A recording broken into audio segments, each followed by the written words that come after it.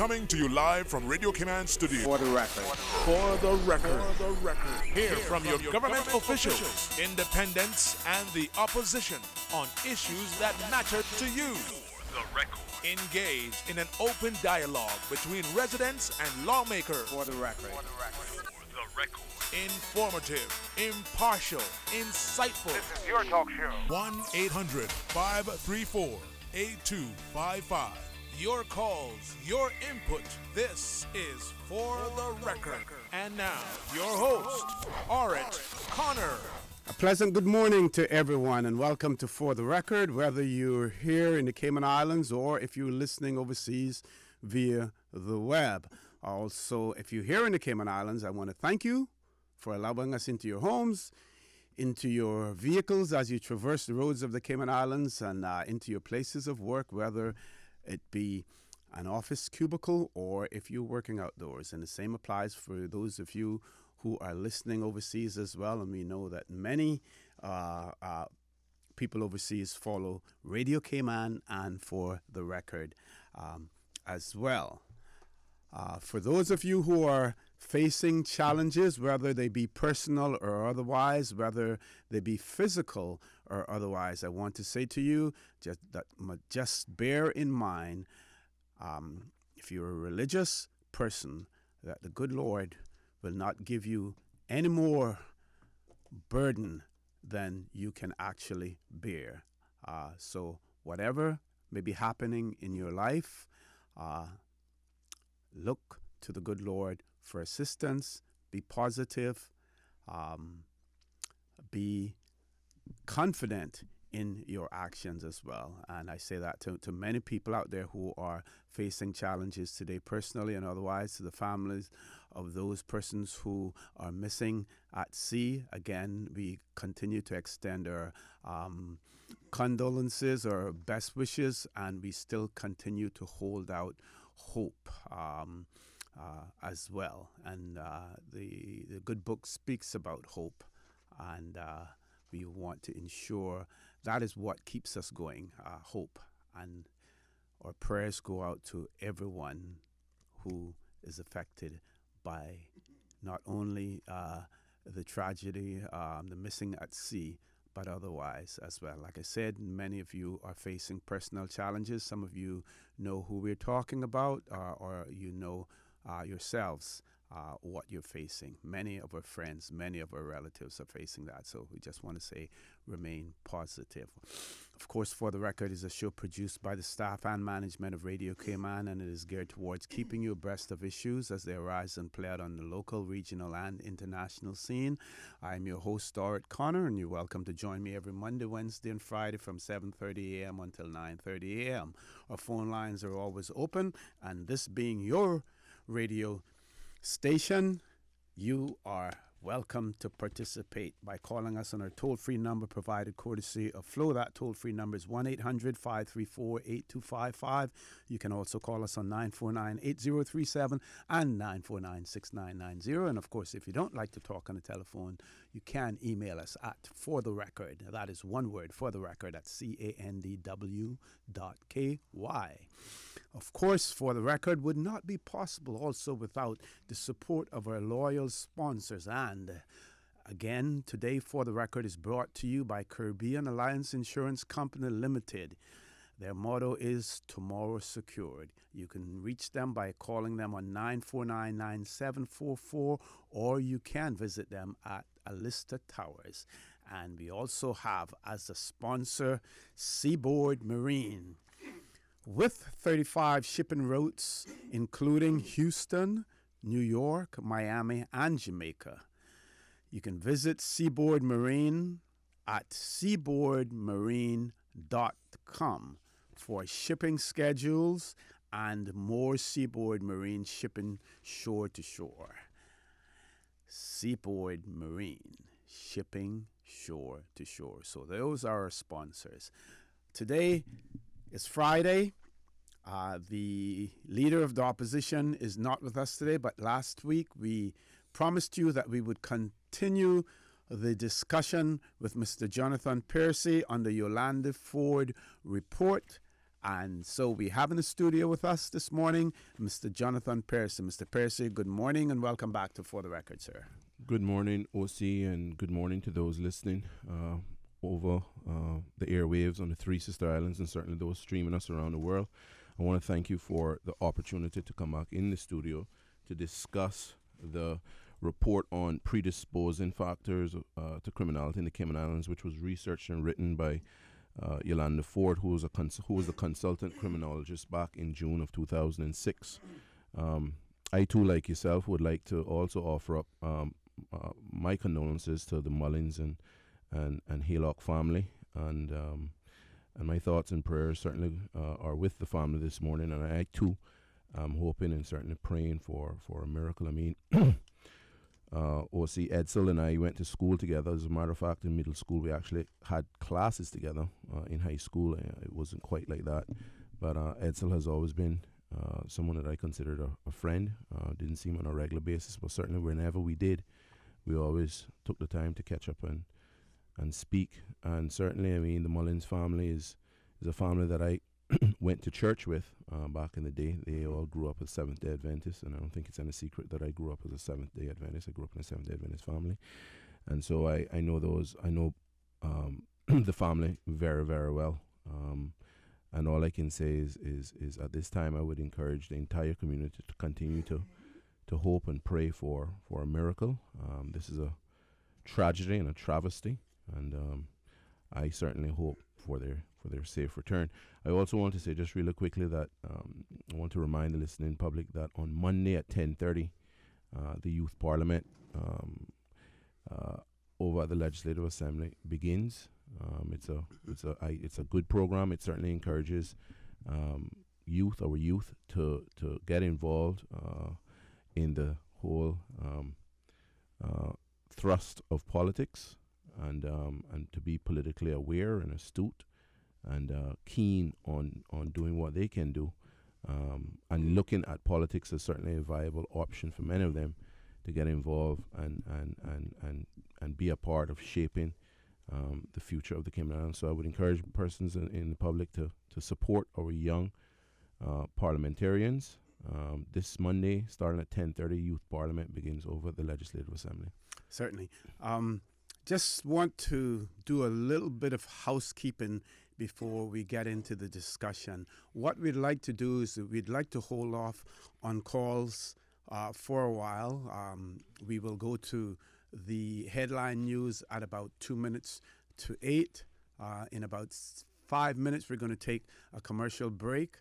But we want to, again, get as much opportunity as possible to really discuss the Yolanda Ford report.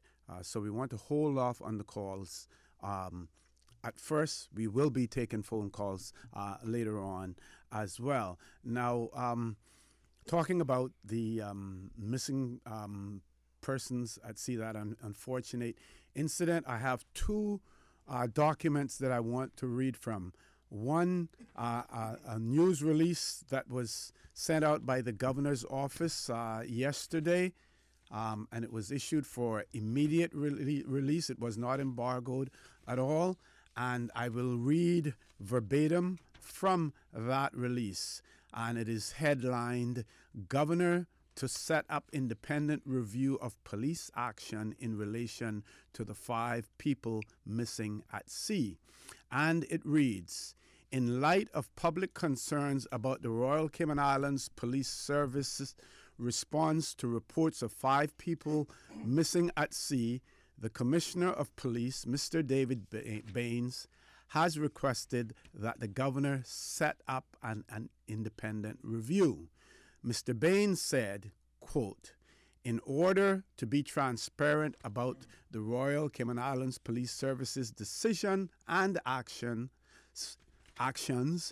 there should be an independent and complete review of all the circumstances from the first report to deployment and actions thereafter."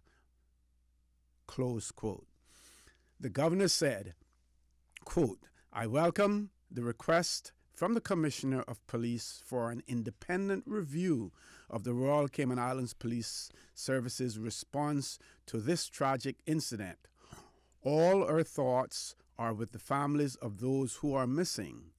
A suitably qualified person will be appointed to lead this review and to report to me on its outcome. I intend to make the report public in due course." Close quote. I have also received from the leader of the opposition his remarks in relation to the governor's announcement. And I will read that as well, and I ask you to bear with me because these are extremely important, and no doubt there will be some comments later on them.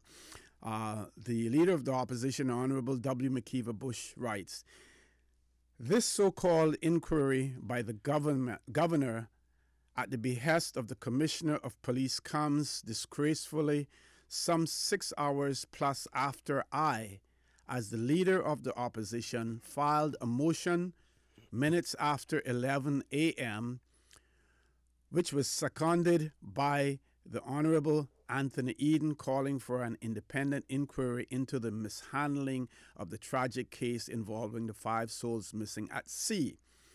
This investigation was to be conducted with persons not known or associated with the Commissioner of Police or the Deputy Governor. This is not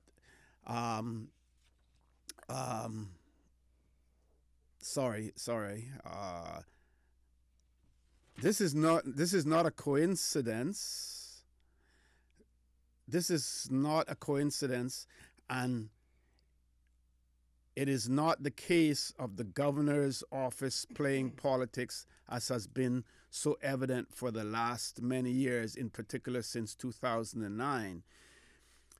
The motion will go forward whenever the House is called, so let's see what the Minister of Home Affairs and his PPM colleagues will do.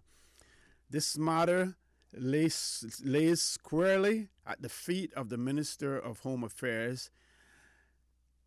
Given the public outcry into this matter, he should have stood up and called for the investigation as the minister and leader of this country.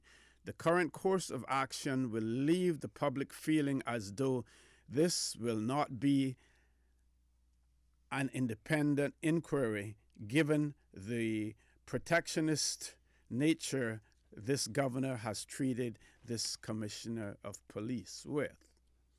So those are the remarks from the leader of the opposition. And what he has basically said there, that he moved the private member's motion seconded by the Honorable Anthony Eden at 11 a.m. It doesn't say the date, but I would take it that it would have been yesterday, and that motion will still go ahead, whatever. I would just issue a word of caution to all. It is easy for this whole incident, and especially what played out before and what played out after, to be politicized. And we want to respect the privacy. We want to respect the emotions, the feelings of the families of those who are missing. So we don't want to have this politicized to the point where we lose sight. We can't see the forest for the trees, right? We don't want that to happen. So at the end of the day, any moves that are being made, they should be made with the sole intent of bringing everything to light, relieving the anxieties of the families concerned, and hopefully getting concrete answers so at some point in time, everyone, especially the families, can obtain closure to this matter. And just before we go to a commercial break, I also want to point out that my suggestion would be that any independent review, we should seek to find someone who is well qualified in conducting these sorts of reviews, preferably a retired judge, a high court judge, and it will cost money, and never mind about the money. This is something that it is important, and with no pun, no offense against local retired persons and qualified persons, it should be someone not connected with the Cayman Islands. We are too small a jurisdiction. We are too much of a close-knit community for us to have someone here do it. We need to bring an independent, truly independent with a capital I individual to look into this. Folks, I want to remind you that you're listening to For the Record. I am your host, Stuart Connor. My guest in the studio with me is Mr. Jonathan Percy. We're going to a commercial break. When we come back, we're going to go straight in to the Yolanda Ford report. Please stay tuned. For the Record, we'll be back shortly.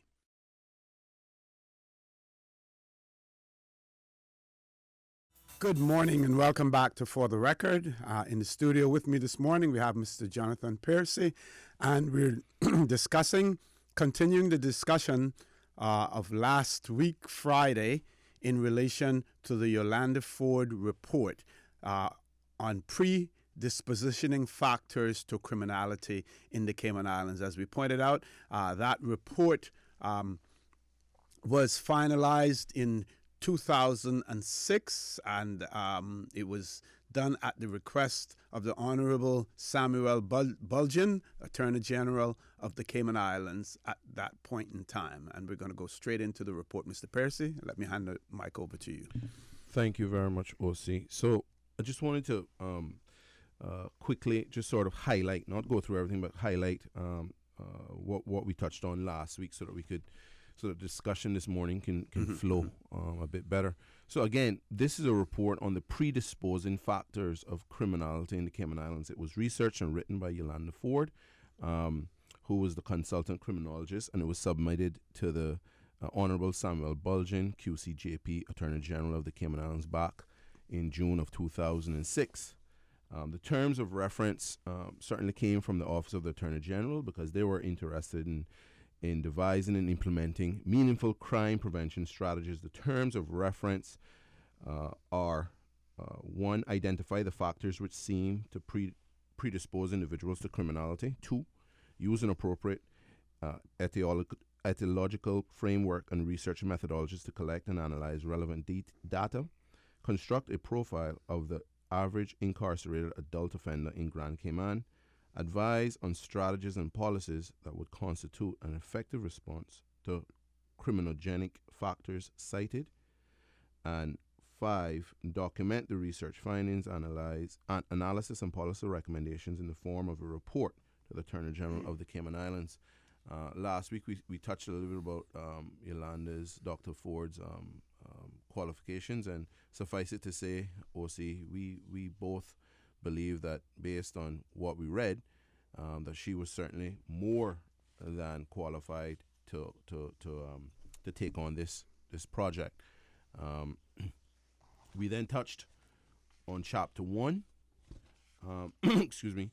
We then touched on Chapter 1, which was to do with community and organizational involvement.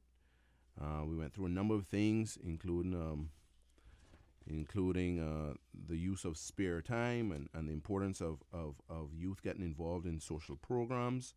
And out of that came some recommendations. The first recommendation was obviously youth should be involved in some sort of wholesome group-based activities that will keep them anchored, and it will also protect them from peer pressure, negative peer pressure, which are all factors against, which would be factors against delinquency. Some examples were given: the Scouts, the Cadet Corps, Drama Society, the Youth Armor Service Clubs, and other structured activities.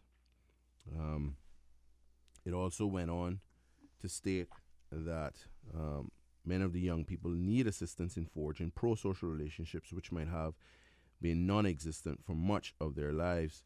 It is the absence of this pro-social relationships that permits the emergence of flourishing and antisocial ones, which in turn leads to delinquency and criminality. I also wanted to, before I got started on chapter 2, I also wanted to just, for the purposes of those listening, to inform them that last week, Mr. Connor actually reached out to some government officials to find out where this report, whether or not this report was seen by Cabinet and where it currently stood. And he got a response, and I can read it verbatim. It says, Mr. Connor, LA adopted the report on the 15th of November 2006. So for those listening, the report was it was concluded in June of 2006. The report was adopted on the 15th of November in 2006 in LA. The report was discussed at the National Symposium in 2007. A Joint Task Force on Crime incorporated recommendations from the symposium into their November 2007 report. The report went to Cabinet in January of 2008. It still, however, does not tell us whether or not these recommendations were acted upon, and it still doesn't tell us what has been the case from 2008 to present. And we are expecting to get additional information in relation to it. And when we do get that, we will certainly be sharing that with our audience so that they know exactly at this point in time where everything is at. Right. Okay, so with that, let me just jump right into chapter 2. So chapter 2 is entitled Religious Participation. And this study, the variable of religious participation was specifically measured because sociologically, religion is thought to be functional at both the social and personal levels here in the Cayman Islands. Social order is maintained by influencing members of society through religious and moral principles. At the personal level, a belief system in an individual's life is important. It is a stabilizing force, particularly in terms of crisis, as it assists the individual in coping with challenges of life. Some research has also suggested that attending regular religious services and being involved in church activities are likely to foster social networks with positive influence on at-risk youth and thus reduce delinquent behavior and crime. So that was the introductory comments. It goes on to say, the Cayman Islands aim to be a very religious society, and the government has even kept certain laws on the books in a deliberate attempt to maintain religiosity and sacredness of Sundays. However, as one would appreciate, a personal belief system and a personal relationship with God cannot be legislated, and so the real test of the efficacy of church on the lives of the Caymanian people is in their daily living and conduct. From all impressions gained, nevertheless, it appears that a significant portion of the population in the Cayman Islands attends church. It was therefore not surprising to find that 93% of the inmates at Northward and Eagle House attended church as children. So that is a very, very high figure. She went on to say that attendance among the youth tends to be lower because as individuals develop into late adolescence and young adulthood, they acquire the independence to make personal choices about their activities and associations. Moreover, during early and mid-adolescence, the influence of the peer group, if out of sync with positive values, could significantly rival the influences of established agents of socialization, i.e. parents, teachers, church leaders, etc. However, participation in church-based activities as a youth measured high in the Cayman Islands study on criminality. 76%, actually 76.7%, so almost 77% of the inmates indicated that they were involved in church activities as youngsters, in most cases the Friday night youth group. It was therefore surprising that despite such involvement, they were engaging in delinquency and offending behavior. Discussions with two leaders of these youth groups revealed much. One youth group leader from the Church of God Chapel, West Bay, gave the following opinion. I just want to pause here and say that, let us bear in mind that this is a report from 2006. So there may be things that you hear or names that are called that may no longer be in a program, but this was a report from 2006. So the first opinion is, and I'm quoting now, churches are highly regarded here in Cayman. Once you are found to be involved, you are looked on as one who is decent in the community. People will just go to church for people to see them as upstanding in the community, but they are really hiding behind the church to do unlawful things. Young people would often attend church activities almost as a cover-up for their real delinquency. They would be aware of friends who are involved in wrongdoing and getting away with it, so they follow company, but use the church to almost camouflage that conduct, so people would never suspect them. So the church officials and members could say, I don't think that this nice young man could ever do this or that crime. With respect to Friday night youth group meeting at the various churches, she went on to say, parents drop them off. Some don't even wait to see whether their child goes into the church hall. Many of them will actually stand up outside while the meeting is going on inside. Some go inside for 5 minutes and spend the majority of the time outside hanging out. Sometimes they will even leave and come back when church is finished, in time for the church bus to take them home. If this 23-year-old youth leader's assessment is correct, then it is no wonder that many of the inmates could indicate participation in church-based activities, but not be impacted by Christian principles of living. Clifton Gale, who worked with several churches in a youth leadership capacity, said that the majority of youth who attended meetings stay straight and don't seem to be engaged in delinquent behavior. Folks, I want to remind you that you're listening to For the Record. I'm your host, Stuart Connor. We're going to the news now. When we come back, Mr. Jonathan Percy, with Mr. Jonathan Percy, we will continue our discussion on Chapter 2 of the Yolanda Ford Report. Please stay tuned. For the Record, we'll be back shortly.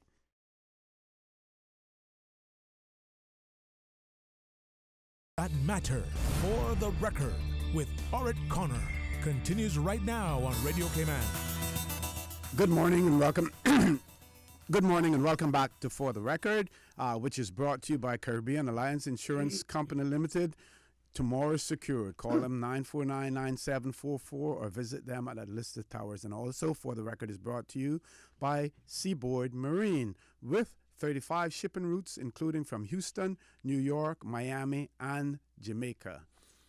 You should visit seaboardmarine.com for a shipping schedule and more. Seaboard Marine, shipping shore to shore.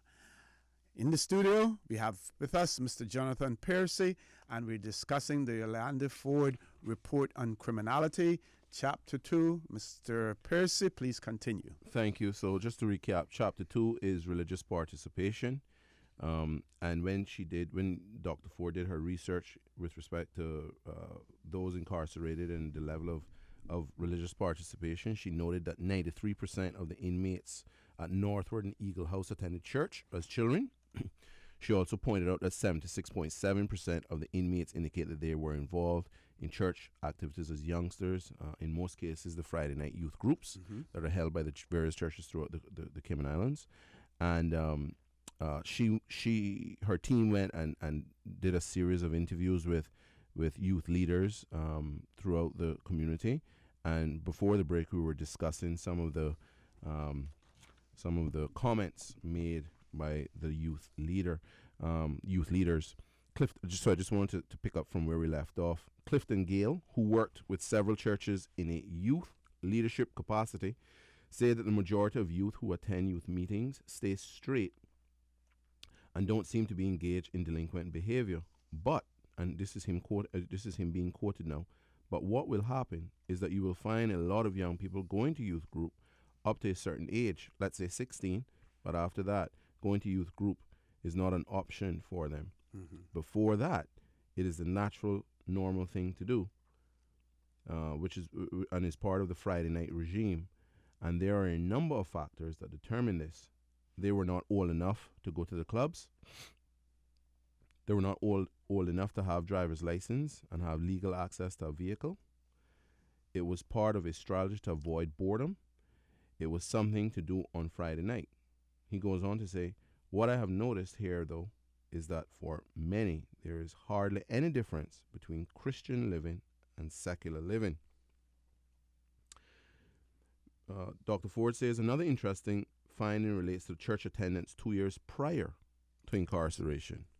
So, in a sample, 21 out of 30 men interviewed indicated that they attended church during the 2-year period before coming to prison. Many, however, do not attend prison services. She says only 30% of the men in Eagle House and Northward Prison indicated that they did not attend church during the 2 years prior to the incarceration, suggesting a complete contradiction in their behavior. In this regard, it leaves one to ask whether church attendance was just an activity based on habit and ritual, rather than an activity directly related to desire for personal spiritual growth. However, an interesting explanation was given as to why this pattern of behavior might emerge here in the Cayman Islands. One legal official explained that, and we're quoting now, "You would see them in church and know that they are before the courts for a criminal matter. Let's say they are charged for an offense. They will then start to come to church. If they are placed on bail with restrictions, they would ask for permission to attend church. They would walk with a little Bible to their hearings and use the idea that they are in church and have asked for forgiveness to try to impress the magistrate during the court appearances. But many times it's just a show. It is done in order for the magistrate to say, well, he's going to church and he's trying to make a change. They use the church for their own ends. Once you get a few church members to see you attending church, word can spread around Cayman quite quickly, and the accused believe that they will get off lightly, and sometimes they do. But they are all only using the church as a shield, and then a few weeks or months later, they're back to their old practices and back before the courts on a new charge." So the recommendations coming out of this chapter, OC, again, this chapter dealt specifically with religious participation. Right. The recommendations were 2 recommendations. The first recommendation is the implication from the above discussion is that churches have a great deal of work to do, perhaps specifically by reaching out to the most vulnerable people in their congregation. First, as a preventative measure, churches can play a more creative role by helping youth to forge pro-social relationships. Secondly, in terms of secondary prevention, the church can offer guidance and counseling to those who have already displayed delinquent and criminal behavior. To expound on the first suggestion, churches must design and develop a range of activities which would tend to keep youngsters interested and involved. It must always be remembered that a 14-year-old is not going to cease being an adolescent because he's a Christian. Churches must therefore devise strategies through which the two phenomena, adolescence and Christianity, can have a happy coexistence. For example, young people like sports. Does your church have a sports program? Is there a basketball court marked out in your church's parking lot on which the young members can play on Saturday evenings? Think about developing a volleyball team, for example. Provide them with a coach if necessary. Surely someone will volunteer.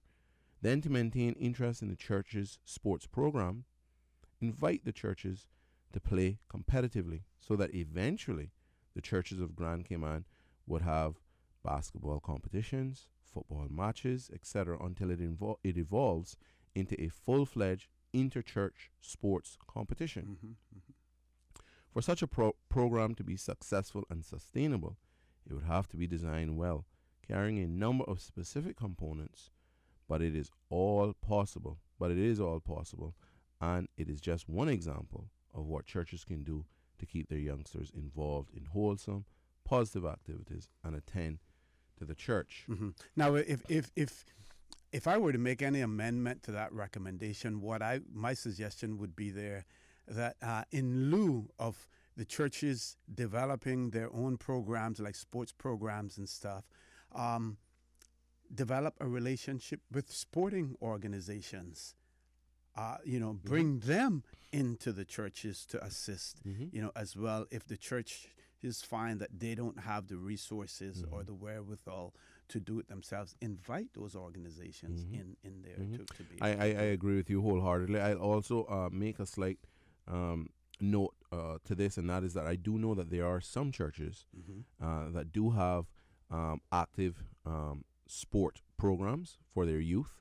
And I also do know that there are some, there used to be, it might not be on an annual basis, but I know that there are interchurch sports competitions. I know that the New Testament Church, for example, they used to have intersports competition amongst the various churches throughout the districts. But there are other things that I just wanted to, because I mean, she used this as one example. There is another example, and that is that perhaps the churches could do more, not just for the congregants, but persons in the community generally, right? The police they used to have a program. I'm not sure how active it is now, but where they had the community police effort, where the community was aware a police officer was identified in a particular community and as being the beat officer who would walk the beat and gain the trust and confidence of people in the neighborhood, so that they could share information. I think something similar should happen perhaps with the youth arm, the youth director of some of these churches, going into the community, speaking with those at-risk youth, those and going in and seeing if there's something that they can do in terms of ensuring that the child does attend youth group, ensuring that the child does attend Sunday school, getting the child involved in social activities that would certainly help with them being properly socialized and that sort of stuff. So as I said, I mean, these were just as an example, but there's so many other things that the church could be doing. So I would just encourage, I don't think that she went, that the report was meant to critically chastise or admonish the church, but I think it was certainly there to identify and to bring a certain level of awareness to the church and tell the church that, you know what, you play a Yes. pretty important role as well. Yes. Okay, so let us move along into chapter 3. We have chapter 3 is entitled Education and School Experiences. And she begins by saying, there has been a plethora of studies conducted in various countries which examine the correlation between low educational attainment and crime. Most of these studies have concluded that there is a strong link between low levels of education and a high rate of criminal activity. However, as a cautionary note, it is important to mention that underachievement as a criminal risk factor does not function independently of other crime generative factors. One would agree there are numerous persons who are not highly educated but are well-adjusted individuals who for the most part engage in pro-social activities and behaviors. But when low educational attainment coalesces with other variables such as a history of delinquency, dysfunction in the family, and poor socialization, a lack of moral sensibilities, relative deprivation coupled with heightened materialistic expectations, etc., then criminal risk is compounded and the result will more often than not be negative. This is because risk factors function in a cumulative way. That is, the greater the number of risk factors, the greater the likelihood of delinquent and criminal involvement. She goes on to say that in the Caribbean, the picture is no different. In a study conducted in Barbados, which she conducted in Barbados back in 1997, academic and vocational skills achievement measured low among the population of imprisoned offenders. This research involved interviews with a sample of 110 male inmates, and it was observed that of the 78 respondents who attended secondary school, only 20.5% of them received some CXC or GCE certificates. The majority, 79.5% of them, left school without any form of certification. Indeed, a well-established view in the etiology of crime is that poor school performance is a significant risk with respect to delinquency and offending both during and beyond school years. For example, at Corania, in his 2002 article on the importance of being earnest about skills, argues quite convincingly that a large number of youngsters who are out of school, out of work, and not undergoing any training are increasingly seen as contributing to the high incidence of juvenile crime, teenage pregnancy, and drug abuse. So, against that backdrop of research knowledge, it was therefore considered necessary in the Cayman Islands crime cell to examine the level of educational attainment among the offenders. All inmates interviewed had received a primary school level education. However, only 47% attended the middle school.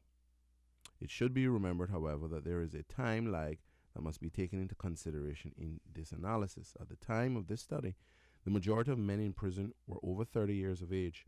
Since the middle school was only established in 1978, it is quite plausible that a number of these inmates would have received a secondary level education prior to the establishment of the middle school. Which is correct, yes. Which is correct.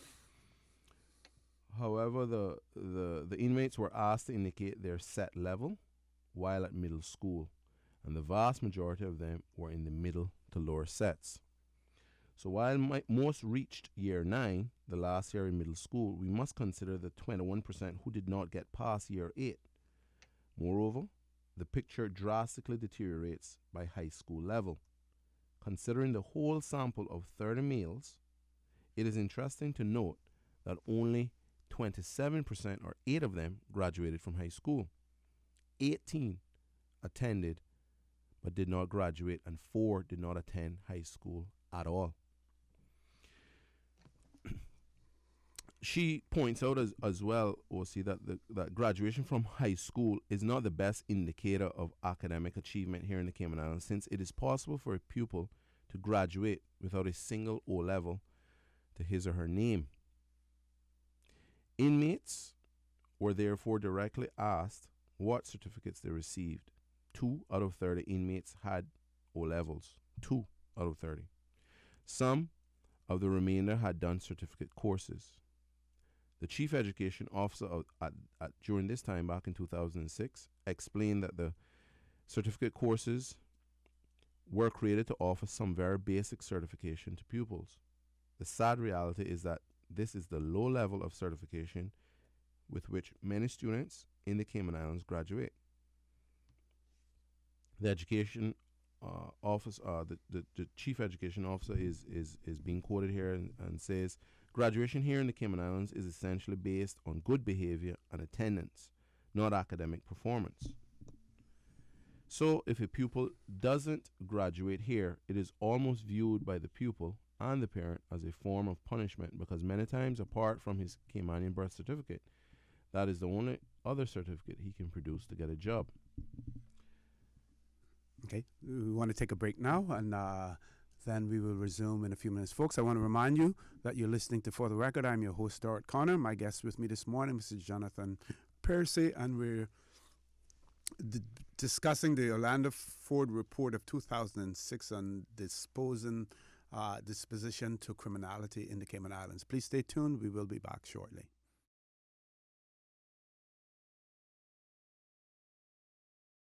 They could actually be a part of this society, which was by and large locked off from the rest of the world.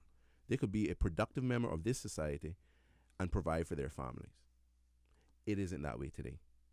Let's just use the example of seafaring. You know, when was the last time that you heard of a Caymanian going off to sea, right? The seafaring industry has turned into finance and tourism, right, here in Cayman, and to a lesser extent, construction and development. Yeah. All of those industries require some form of academic skill set, right?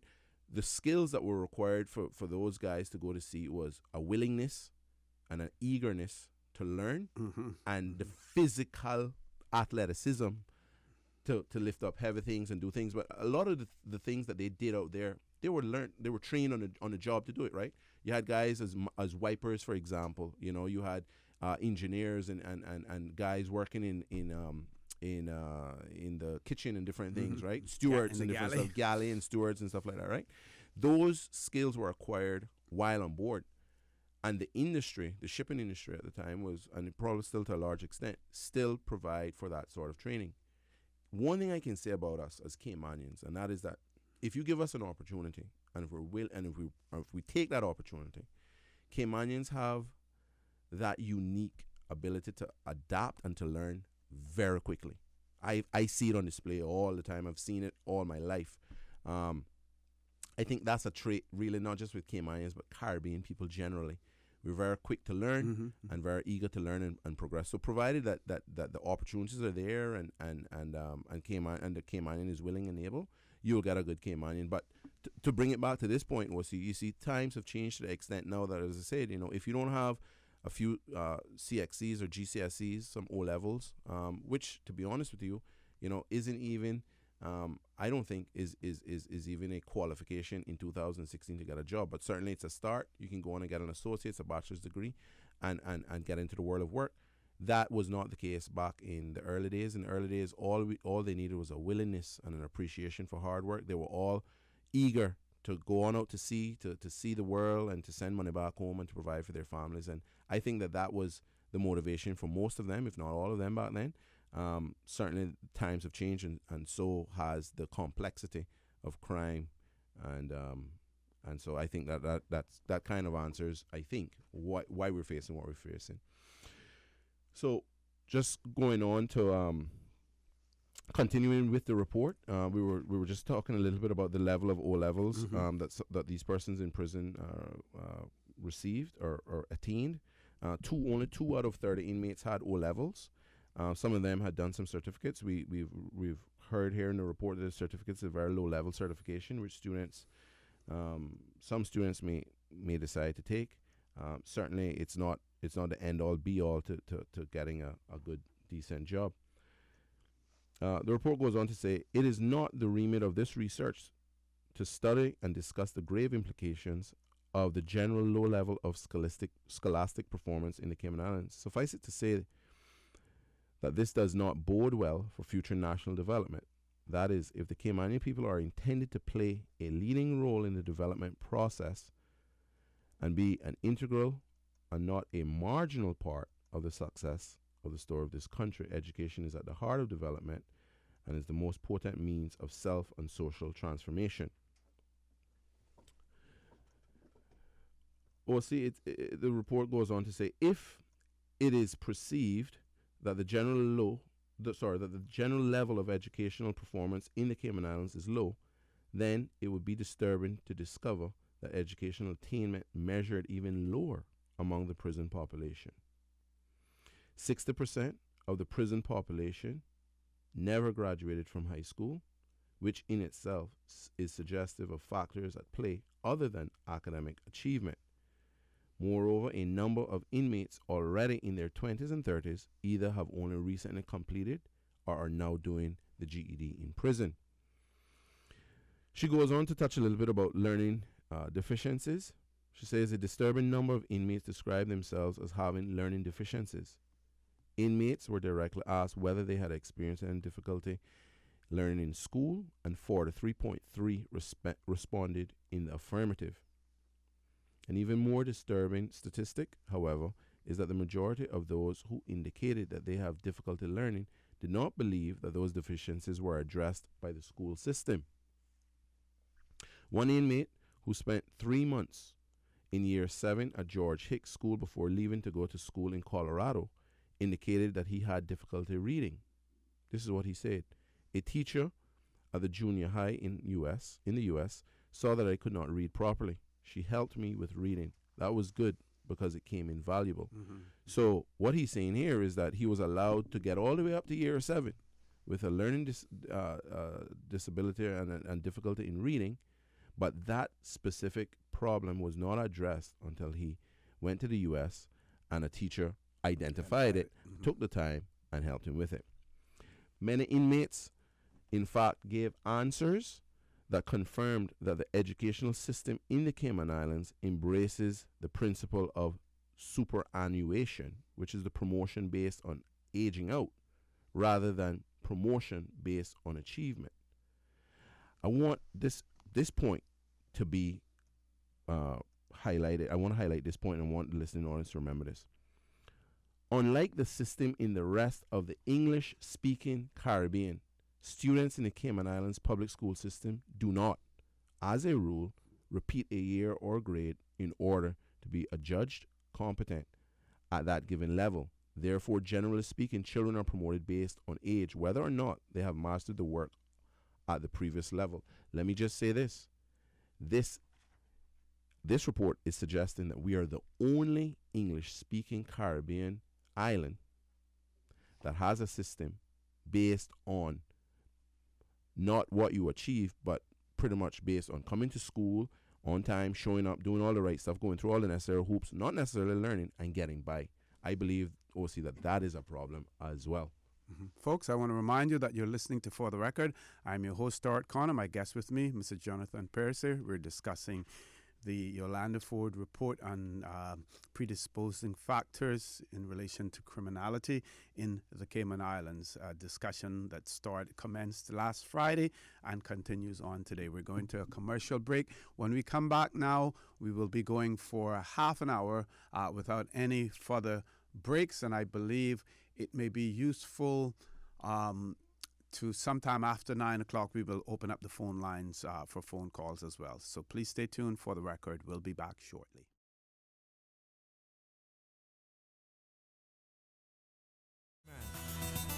Good morning and welcome back to For the Record. In studio with me, Mr. Jonathan Percy. We're discussing the Yolanda Ford report. Mr. Percy, please continue. Thank you, OC.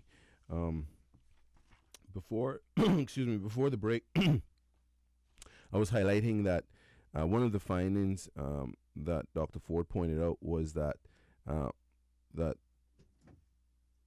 the educational system in the Cayman Islands embraces a principle of promotion based on aging out rather than promotion based on achievement. She went on to say that this is something that appears to be we appear to be the only English-speaking Caribbean island that allows this, and also is the only English-speaking system that where school system. Our public school system does not, as a rule, repeat a year or grade in order to be a judge, or the student to be adjudged competent at that given level and moving on based on merit. Therefore, generally speaking, children are promoted based on age, she says, whether or not they have mastered the work at the previous level. So another difficulty is that these individuals go into the workplace and expect promotion and reward on the same basis, and generally that is a false expectation. Many inmates appear to have gone through the school system with their learning difficulties unaddressed. For example, one respondent, a cocaine user who is serving time at Her Majesty's Prison for manslaughter, had this to say when asked about his education and school experiences, and I'm quoting. He says, "I used to hide out from school. I never pay attention to school because wasn't nobody paying attention to me. I would miss school a lot. I wasn't performing so good. I was always slow. Teachers didn't care. They never used to tell my mother that I used to miss school. I hated school. The thought of going to school used to make me feel real bad. I didn't like school. I hate it up to today, but I can read now. I taught myself how to read." This inmate confirmed that he was in the lower set in the middle school, and just as he did in primary school, he would steal out of school while at George Hicks. But with problems unaddressed, this lad completed year 9 at middle school. "Did you attend high school?" he was asked during the interview. "Yes." John Gray went there and hide out too. They sometimes wouldn't even ask why I wasn't in the class. They didn't do anything. They didn't do nothing in none of the schools for me. When you slow in school, you stay slow. They're not business with you. All the teachers in school used to give me puzzle. So I said, if that is all they're going to do, I don't need to go. When asked, did your parents or parent or anyone else in your home show any interest in your homework? This inmate gave an enlightening response. Wasn't no example. Mommy was working like a horse and we running up and down burning weed. This was my example, a bad sister and 3 bad brothers. A child is like a piece of sponge. If I see my sister and brothers smoking ganja all the while, what you think I gonna do? I gotta think that right too. He further explained, I used some cigarettes and weed in primary school. I was about 9. It was my bigger brothers gave it to me. What the blank were they thinking? The above vernacular account given by this 35-year-old inmate now doing his fourth term of imprisonment reveals much. It exposes completely a number of critical but complex dynamics negatively operating within and impacting upon the public school system in the Cayman Islands. These are: 1, an inadequate special needs program; 2, the absence of a relevant curriculum for students who A, are not academically inclined, and B, having learning deficiencies; and 3, lack of parental support and a disjunction between the culture of the home and the values being promoted by the school. She then goes on to talk a little bit about the special education needs program. She says the special education needs program in the public school should probably be reviewed. There needs to be a set policy of conducting the necessary assessments and introducing the appropriate interventions to address cognitive and other deficiencies. A senior official at the AEP, or the Alternative Education Program, says special needs class said that you're dumb. It did not necessarily address the need. Very often a child is suspended and comes to the AEP, and then we find out that the child has special needs. We see a lot of set 4 kids. Very rarely would you see a set 1 kid. Sometimes we at EAP request samples of a student's work, and the school has none to give. There is nothing to show, he said. At the same time, pupils who display difficulty learning in the standard curriculum cannot be simply lumped together in one broad band. Within the broad concept of learning disability are nonetheless varying levels of capability. Students will have various strengths and weaknesses and different aptitudes. Therefore, once deficiencies are professionally assessed, they can also be meaningfully addressed through appropriate educational programming. Also, she highlights the importance of a relevant program of education. She says students of the lower sets in the middle school and of the support unit at John Gray can no longer be permitted to simply drift through the school system largely on the fringes of the standard curriculum. I think that is very clear. Right? She goes on to say, she says, there needs to be a constructive progressive program that is relevant to the capabilities of weaker students. It is the only way that these students with learning deficiencies would maintain some commitment to school and achieve success in some specific capacity. For example, students who are not academically inclined and students who have some learning difficulties are often good with their hands and could often do well if exposed at an early stage to a solid vocational training program that allows them to leave the institution with some qualifications in their area of training. She says, moreover, the appropriateness of the curriculum may seem remote from the causes of disruptive and delinquent behavior, but it is not. There is well-established correlation between lack of commitment to school and inappropriate conduct, and the absence of a meaningful curriculum for underachievers plays a major role in the process of disillusionment with school. Students who cannot tune into what is being taught in the class would more often than not be disruptive. This results in a very frustrating experience for both pupil and teacher because neither can achieve success. She says, we must therefore ensure that some policy which allocates low performance to set 4 at the middle school and to the support unit at the public school also makes provision for all the mechanisms required to cater to the specialized needs of these children. Such measures must be seen as crime preventive in themselves, given the universally accepted relationship between early academic failure, low achievement, and delinquency. In the U.S., high school dropouts are 8 times more likely to go to jail than high school graduates. In this regard, be mindful of the following caution: educate now or incarcerate later. The former is cheaper and creates an individual who is an asset to his or her society, while the latter creates a liability.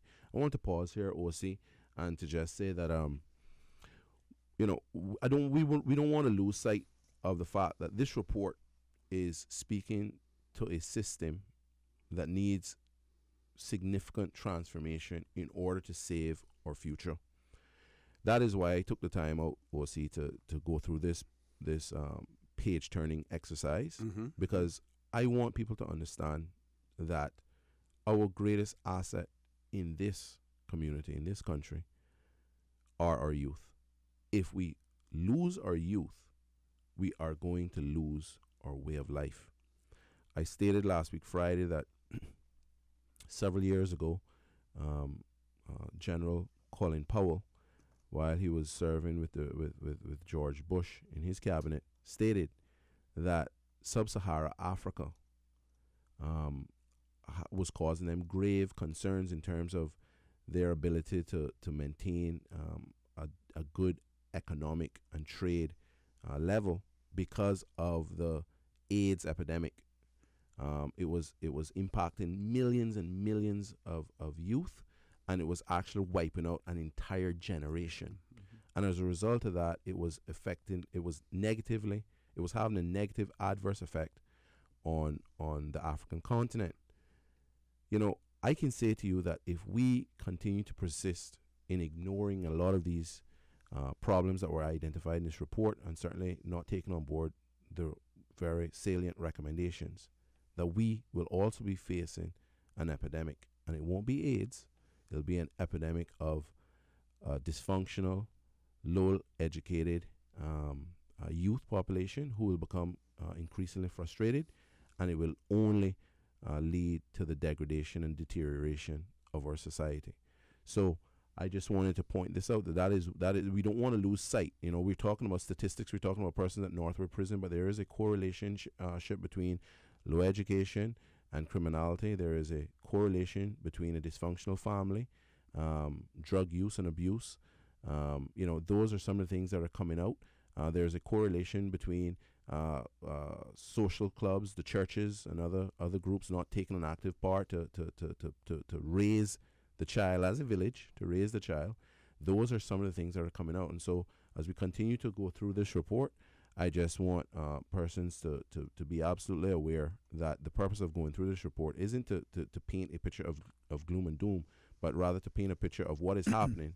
And when the recommendations come out, which we will soon hear on, to listen carefully to the recommendations and to include those recommendations in our daily personal walk, and also as a government to certainly take on board some of these recommendations and put some policies in place to see these recommendations come to fruition. And there's no question that our educational system must play a major prominent role in addressing these issues. Absolutely. Excuse me. What would be interesting to see is between 2006, when this report was delivered, and now, whether or not or how our educational system or approach to education has adjusted to accommodate some of the recommendations that were made here, or to identify and agree with the findings that are here, and then move forward to addressing them. Some people may say, when we look at what's happening in our schools now, it probably hasn't, and we don't need people to speculate about that. What we need is we need our educators to tell us exactly where we are, right? Whether or not we're winning the war or if we're losing the war.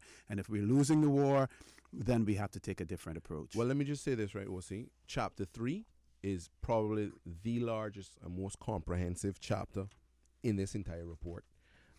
Dr. Ford has taken the time to go through very meticulously to identify a number, not all, but certainly a significant number, and I guess the important factors and deficiencies of our education system, because as she stated quite succinctly, you can educate now or incarcerate later.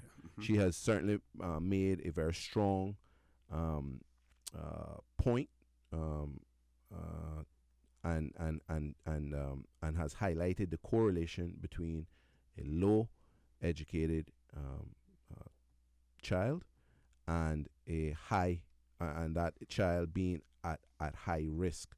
not, and she stated this, and I want to state it, emphasize and re-emphasize as well, not to say that not being able to do well in school automatically puts you at risk. But if you're not a high achiever at school, and then you have other risk factors as well, it certainly does heighten the chances of that individual becoming at risk and being dysfunctional and ending up in the system. I also wanted to highlight just really quickly that, to your point, and you're absolutely right, I'm not here to speculate, not necessarily here to cast any aspersions or make any judgments at this time, but certainly, if one looks at what has been transpiring and what has been brought to light over the last couple of days, we had Mr. Gary Watler on doing the circle with the media, speaking about his child that was assaulted in school. That footage is actually being circulated on social media. We also saw recently, it was in the news as well, a teacher being assaulted at the Clifton Hunter High School by a student. So yeah, it seems as though, some of the recommendations, for example, the kids that are at set 4 and below, have they been assessed? Is it a case where they're not understanding the material, hence the reason they're in those lower sets? Is it a case that we need to try a different avenue? As she highlighted in the report, many of those kids who are not necessarily academically inclined are very good with their hands, and maybe a technical or vocational program would be where they would want to go. Is there an element of drug use? Is there an element of mental illness?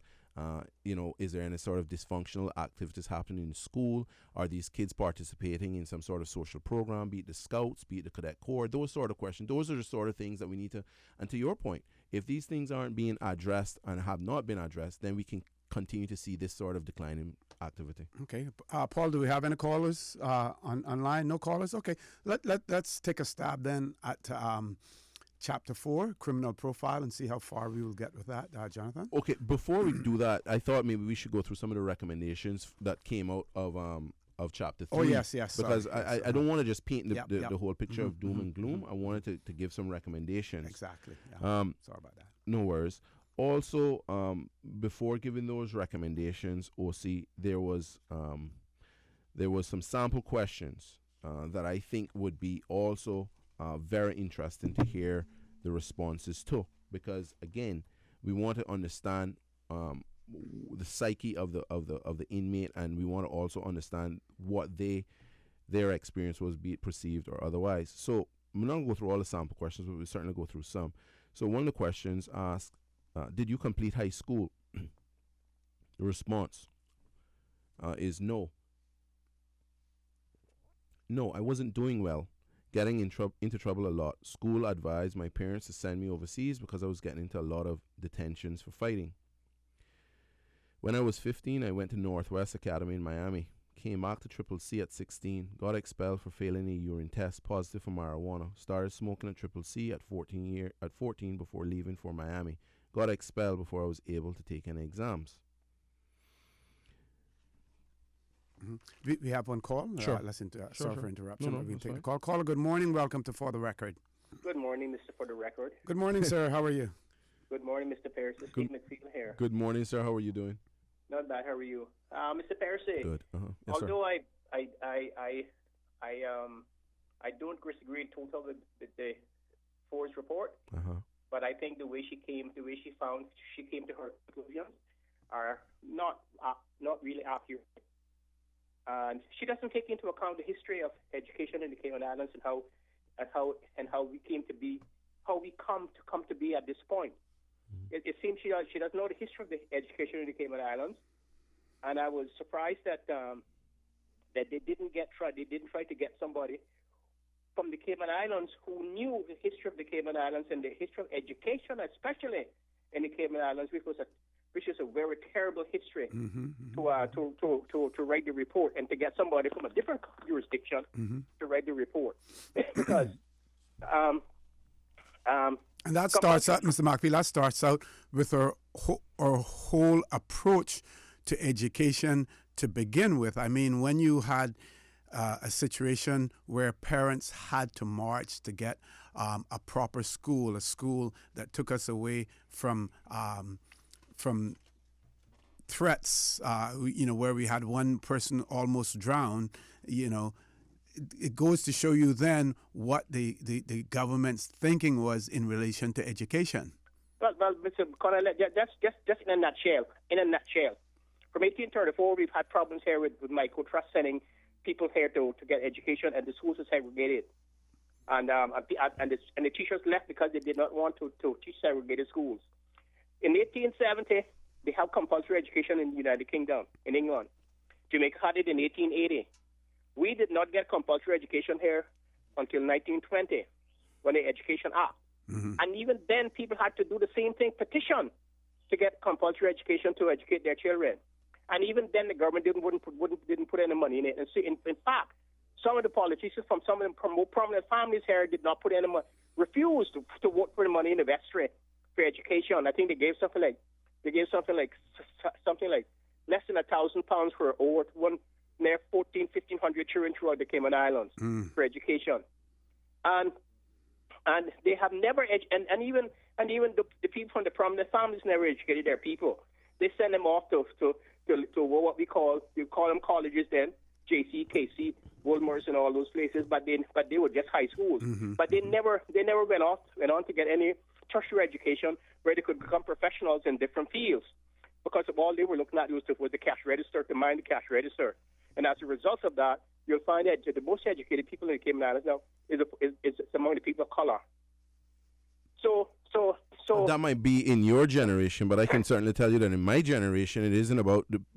I would say to you that there is no longer that distinction between those persons of color being more educated and those persons without color. I can assure you of that.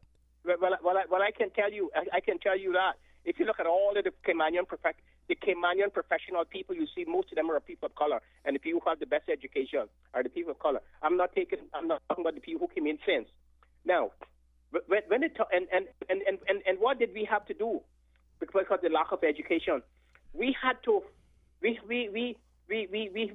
had to do practical things to be able to make a living. So we went turtle fishing. We hired ourselves out on schooners and freighters and tankers and stuff from the beginning. And to say that Cayman was the place of time for God is a lie. That's not true. Somebody wrote that scrap and gave it to us, and then people started run with it. Cayman was always at the forefront of the world. Out in every port of the world you could find Caymanians, either on other ships or in their own ships, bringing Cayman to the rest of the world. So that's not true. That Cayman was a place of time for God, and so as a result of that, we are suffering from the same from the same lack of education as being something special and being the only thing that can lighten people and that can move people forward. Even today, we don't put the money in education. Even today, notwithstanding all the Caymanians who went away and got their practical education on the ships and in ports around the world, Port Arthur, to Texas, Tampa, Jamaica, everywhere they went, in the Navy, everywhere they went. Even today, they do not have a trade school to train Caymanians to continue to do that thing. Not every country are academics has prone to academics and prone to achieving higher education. Some countries do. Some countries are like that, and even today they don't put any money in education for the children. How in a country where you have 24,000 work permits, and you should have 2 or 3 or 4,000 people out in the world on scholarships waiting to get those jobs when those permits expires and are up. We don't have anything because we don't put any money in education, and we don't think education is very important, especially to the local people. And that is a historical fact. And you can go to the archives and you can search it. And Rolanda Poole can go there and search too. It's a historical fact. Education is not something that we found as a priority. In fact, we laughed at educated people. They laughed at us when we came back. And we tried to speak proper. And we tried to bring education to the forefront. They say that we were educated fools and that we were going to mash up the country, and so forth, and so forth, and so forth. And anything else, Mr. Markfield, before we go? No, I just don't want to just sit and read something and eat it up as if it's the gospel truth, because there are other there are other aspects that need to be taken into account to see why we came to this point. Mm-hmm. And it seems to me that those are left out or ignored or don't know at all. Okay. Well, let me just say, OC, that this report dealt with specifically the predisposing factors of criminality in the Cayman Islands. I've stated that repeatedly. Chapter 3 is only one chapter out of the entire report, the 5 chapters, right? The chapter 3 is on education and social experiences. I don't think, to use Mr. Markfield's terminology, that nobody is gobbling up this report as the gospel truth. But what we are, and we should be gobbling up, is what this report is pointing to. And the report is pointing to a deficiency generally in chapter 3, a deficiency in the education and school experience. This report wasn't done by an educator. It wasn't done by a historian. It was done by a criminologist. And she took many things into consideration. She took the community and organizational involvement, religious participation, the criminal profile, which we haven't even spoken about yet, the family background, and certainly, yes, education and school experiences. It is important, and I will say this, it is very important that we are cognizant and certainly mindful of our past, and certainly the importance that we placed on education, and who received and who didn't receive education. But I don't want that to be the center of the discussion this morning. The fact is that quite a number of things have happened, OC, from the 30s to 2016.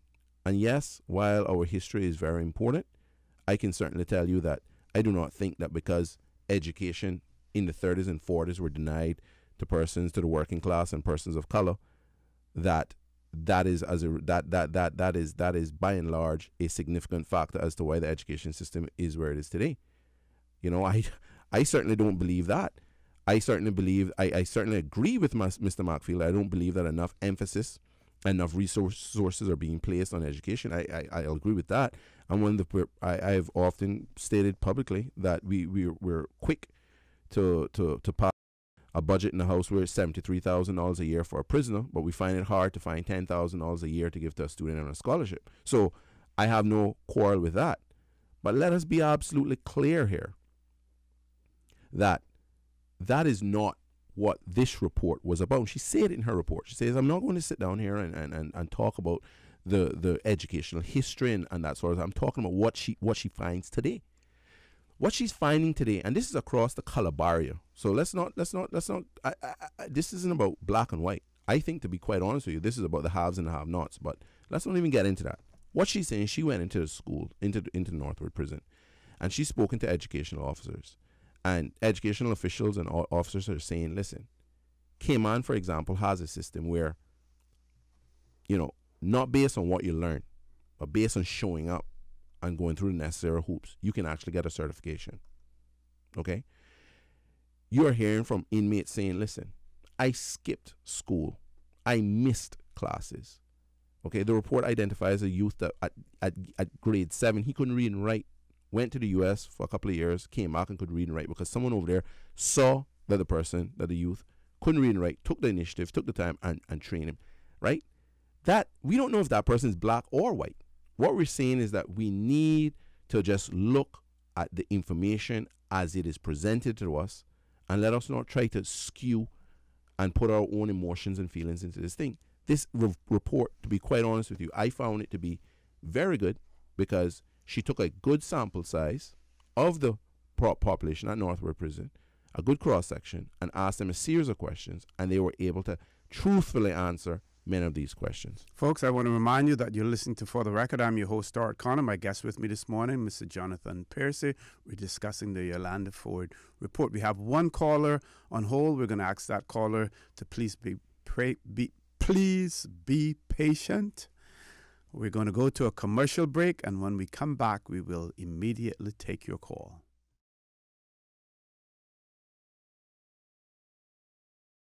Good morning. Welcome back to For the Record. Straight to the phone lines. Caller, good morning. Welcome to For the Record. Good morning. Good morning. Yeah, you know how sad it is that it's only recently, a few years back now, that they have been starting this after-school program.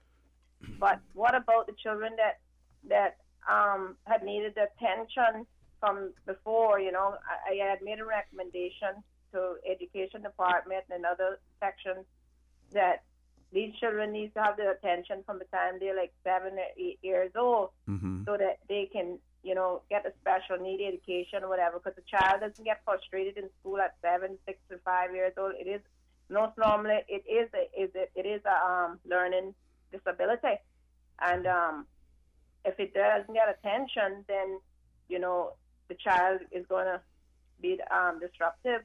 And sometimes even if you speak to the principals and people like that, you know, they will class the child and say, well, your parents got you spoiled and you're this and you're that.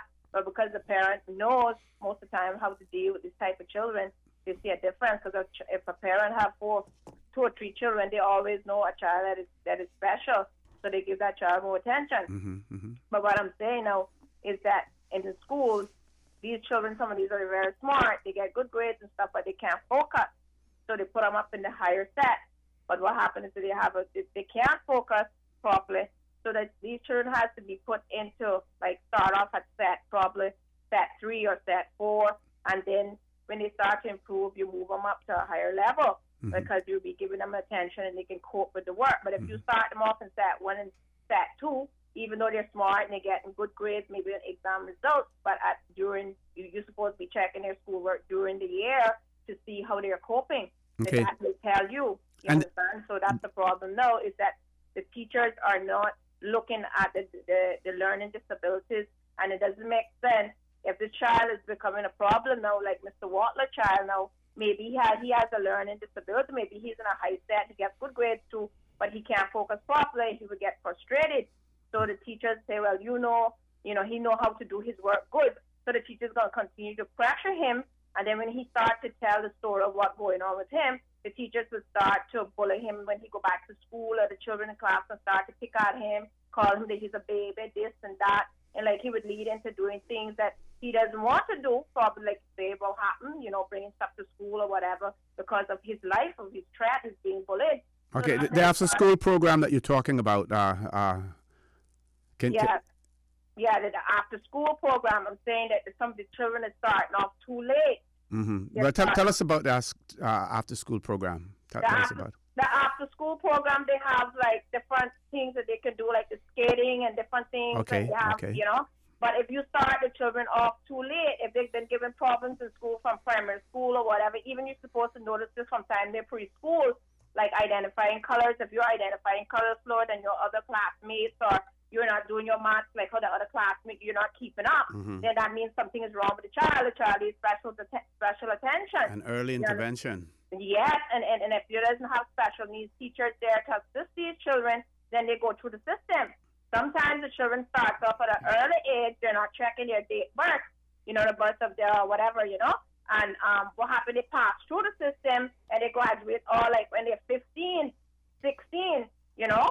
And that's the problem, is that they like, okay, they start off early, so like, you know, you just finish these grades and just bam, we graduate and that's it. So you're just passing through the system, you're not checking their age, you're not checking their learning disabilities, nothing not going on. So the child is going there getting frustrated. Parents is getting frustrated because they're trying to haul out for help, but yet because they're in the education system, they're the teachers, they know everything, the education people know everything, so we don't need to hear anything from you because, you know, you could be doing better for your child and blah, blah, blah. But that's because they got the education, they think that nobody can show them anything. But like I said, teachers or people that had the high education also suffered from depression. They had some of the highest mental health issues.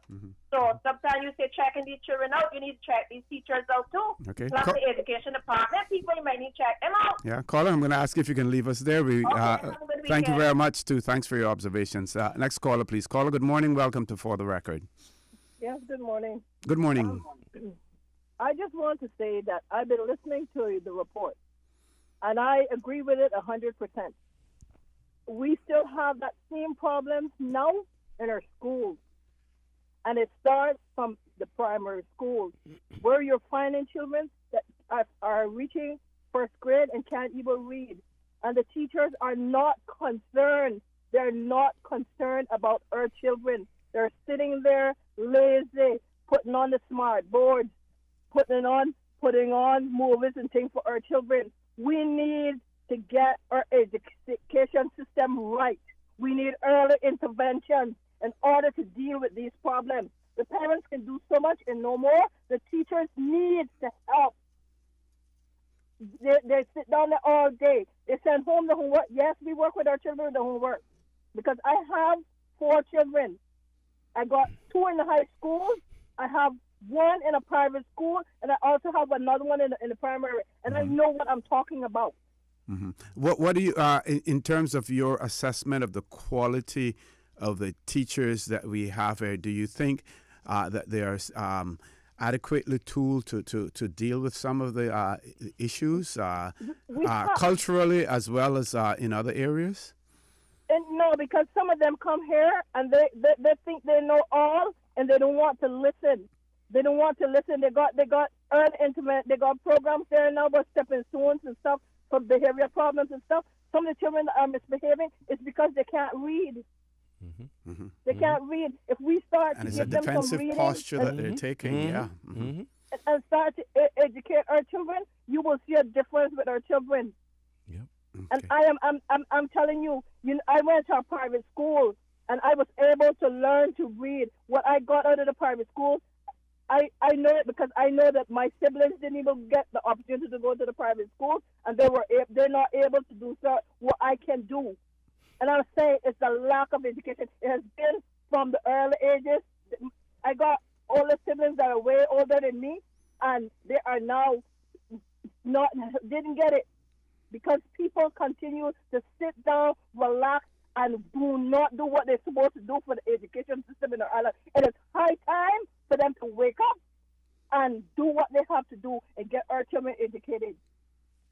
Thank you very much, caller. Thank you very much, for that. Yeah, and I see the caller's point, and I remember hearing lots of criticisms about ministers of education and chief education officers who were only concerned about the pass rate, and the emphasis was placed on the higher achieving students rather than others, and that posture that was taken with that didn't do anything to help to help. Well, Osi, I just wanted to point out that both of the callers highlighted something that I kind of skimmed over. Actually, I didn't mention at all in the report, and that is that frequently the child who displays the most problems are the ones that show the least amount of interest. In particular, the last caller, and she was absolutely spot on, I believe, when she said that a lot of the kids that are behaving the way they're behaving and getting into trouble and stuff, they can't read. And I think she's absolutely right. And let me just read this particular section of the report. It's still in chapter 3 under education. It says, it is frequently the child who displays the most problems that has the parent or parents that show the least interest. This is often a very difficult matter with which school authorities must grapple, and the child is usually the biggest loser. Such children really possess a set of attitudes and beliefs which synthesize the school experiences and lack of expectations of their parents. In other words, these children know that their parents also had negative attitudes while at school, and they were not exactly model students who graduated with honors. These are often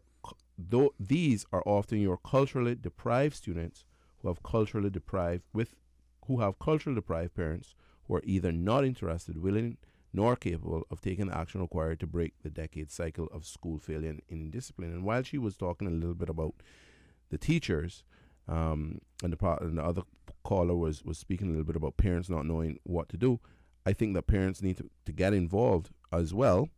And that's the first point I want to make. And secondly, parents need to ensure that that whatever they need to do to get the assistance and support that their child needs, to go and make sure and they get it. And just one other thing I want to say about this whole thing as well. Listen, we talk about We talk about teachers, educators, not doing what they need to do and not implementing certain things. OC, listen, this report was done in June of 2006. June of this year will be 10 years. It is not good enough to just place the blame squarely on the teachers. When it comes to education and education policy, that is at the highest level. Mm-hmm. This report, from what I'm hearing, from what we've seen thus far, I'm not going to make a final conclusive argument on it or point on it yet, but from what we've seen so far, OC, this report has not really found its way into the curriculum, so to speak, in terms of how we're dealing with things and how we amalgamate certain programs and how we bring certain programs together with synergies to complement and offset other programs and that sort of stuff, right? And so what we're seeing is, yes, there is no accountability, perhaps, but equally there seems to be no interest, no urgency in getting a lot of these recommendations up to the powers that be, up to the policymakers to get these things implemented and included in policy and curriculum. Okay. We have one more caller. We're going to try to accommodate that caller before the show closes off. Caller, good morning. Welcome to For the Record. Good morning, Mr. Connor, and good morning, Jonathan Thursby. Good morning. Good morning. Good morning. Velma Power Hewitt here. Good morning. Morning, Ms. Velma. How are you, Ms. Velma? Not too bad, thanks. Both of you hope are well and your families as well. Excuse me. In relation to our children and the education system, and sadly, the incidents of violence, damage to property, sexting, and everything else that is seemingly every day worries to the north of us are now being brought in as the iPhones and the pants below the waistline, etc., etc. We have a major problem, and the only time that we can change that is when you acknowledge. First, before you can change the problem, is you have to acknowledge you have a problem. And that, I think, is where we're struggling.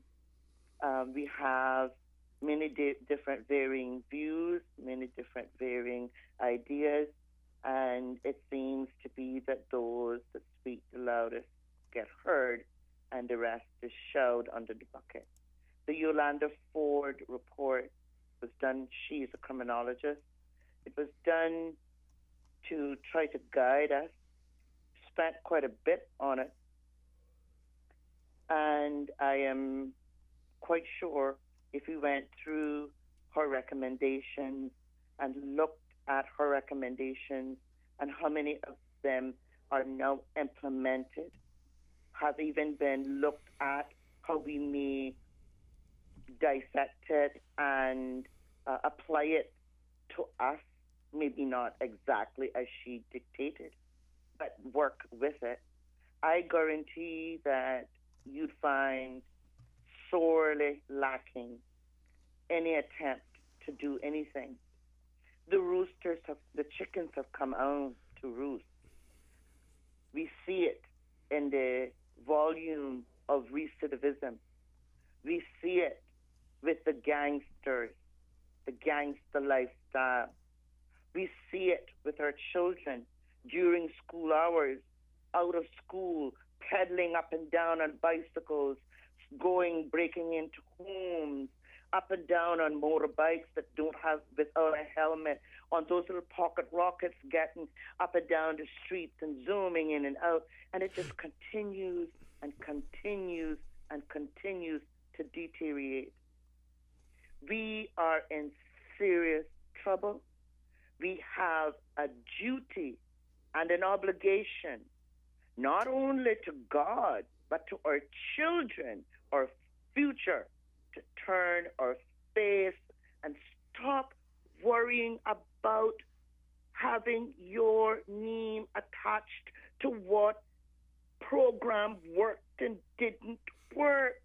For the love of God, can we for once do something that doesn't have to give us accolades? I thank you, O.C. and Jonathan, for these 2 last Fridays. I thank you very much. It is only when we stand together and continue to sing from the same page until we get a different answer to what we see happening to our children. Lord, have mercy on us. We spend what per prisoner? Isn't it 65? No. We spend about $73,000. $73,000 per year. 73,000 approximately per year. 73. They come out with new hips, new knees, false teeth, glasses, and the list goes on and on. And here we got fathers and mothers struggling on $4, $6, and can't even feed their children to send them to school. That one important meal, because it has been proven the best meal is your breakfast. We have children having children in this day and age, mind you, in the 30s and the 40s and the 50s. Even me, I mean, I'm not proud of it, but even me got in trouble with out of wedlock children. But that is in a time when there wasn't this, we didn't have the wherewithal that we have now. We didn't have as much as we have now. I am very sorry, but we are in dire straits. When a child can punch a teacher, as that young boy did, that teacher at Clifton High School, we need some intervention, very strong intervention. And the intervention wasn't only in relations to the child in one sense. The intervention is got to come from a holistic point. Home, it begins in the home. And I'm going to close on this. I'm not preaching here this morning. I just want people to understand, and I hope that some single parents are listening. I was a single parent. I had 2 daughters. Today is the 3rd anniversary that I lost my youngest one, but I still have my daughter. Now, one of the things that I did for my girls, and I think worked best, was you're going to use mommy's mistakes as stepping stone.